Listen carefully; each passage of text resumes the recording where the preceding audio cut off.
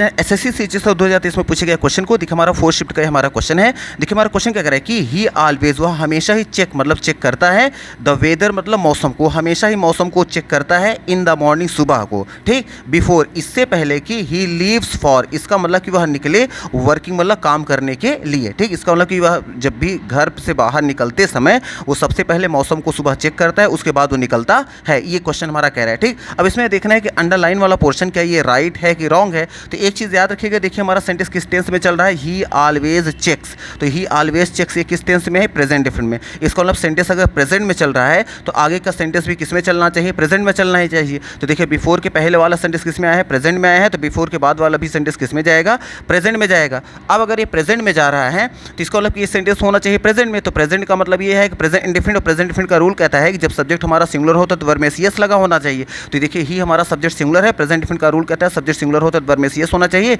और लीव के साथ फॉर जो होता है प्रीपोजिशन का यूज़ होता ही है। और फॉर के बाद, फॉर चूंकि एक प्रीपोजिशन है और प्रीपोजिशन के बाद अगर वर्ब आती है तो हमेशा किस में आती है, आईएनजी फॉर्म में आती है। जो आईएनजी फॉर्म होता है वो एक्चुअल में जीरेंड होता है, तो वर्ब के बाद जो भी वर्ब आती है उसको हमेशा आईएनजी में कन्वर्ट करके उसको जीरेंड में कन्वर्ट कर दिया जाता है, और जीरेंड जो होता है एक नाउन का काम करता है, ठीक। क्यों, क्योंकि एक जो प्रीपोजिशन होता है वो हमेशा नाउन या प्रोनाउन को आपस में कनेक्ट करता है, और अगर प्रीपोजिशन के बाद कोई वर्ब आती है तो वर्ब में आईएनजी लगा कर उसको नाउन में कन्वर्ट कर दिया जाता है, ठीक। इसका मतलब कि ये जो पैटर्न दिया गया है यहाँ पे underline portion leaves for working, ये हमारा बिल्कुल सही चल रहा है, इसलिए हमारा ऑप्शन जो होगा नो इंप्रूवमेंट का जाएगा। नो इंप्रूवमेंट आया है ऑप्शन नंबर डी में, तो डी नंबर को यहाँ टिक कर देंगे। लेकिन अगर मान लीजिए कि चलिए फिर भी अगर चेक कर लें कि अगर ये ऑप्शन ना होता तो क्या कोई ऑप्शन यहाँ पे सही हो सकता था, जैसे ऑप्शन ए में देखिए लीव्स आ गया तो ठीक है, लीव्स तो सही है, लेकिन फॉर देखिए प्रीपोजिशन है, प्रीपोजिशन के बाद हमेशा क्या आता है, वर्ब की आईएनजी फॉर्म आता है, और यहाँ पर आईएनजी नहीं था इसलिए रिजेक्ट हो गया।